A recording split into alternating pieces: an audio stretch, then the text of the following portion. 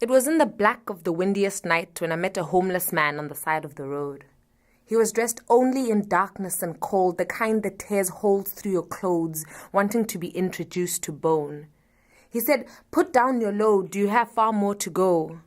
I'd been walking so long and doing it blindly, I stopped then and looked behind me and the whole world had ended, or at least as I knew it.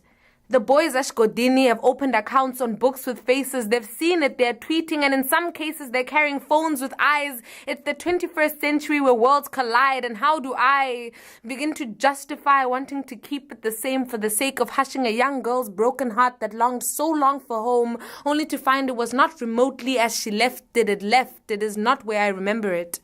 I must go up the road to meet it, because the road to my village now reaches the village.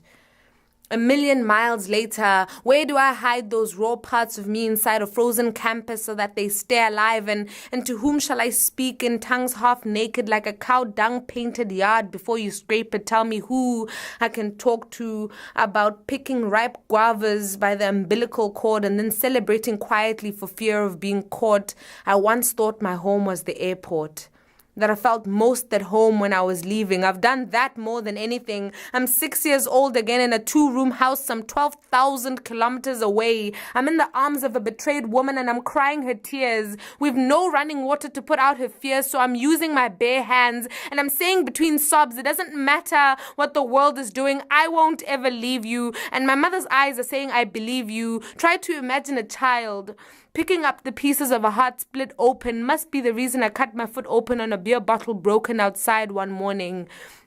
Do you remember?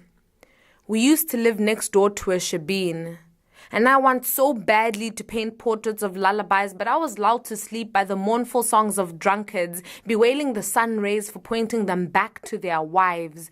This is when bottles are seen to be what they are, empty, and one is broken over a friend's head and maybe left on the ground to stab a hardened child under the foot. My soul was bleeding when I limped into my father's car. For you, trying not to look excited. For him, trying not to look broken. We drove off in a white Toyota Corolla and I've not stopped walking.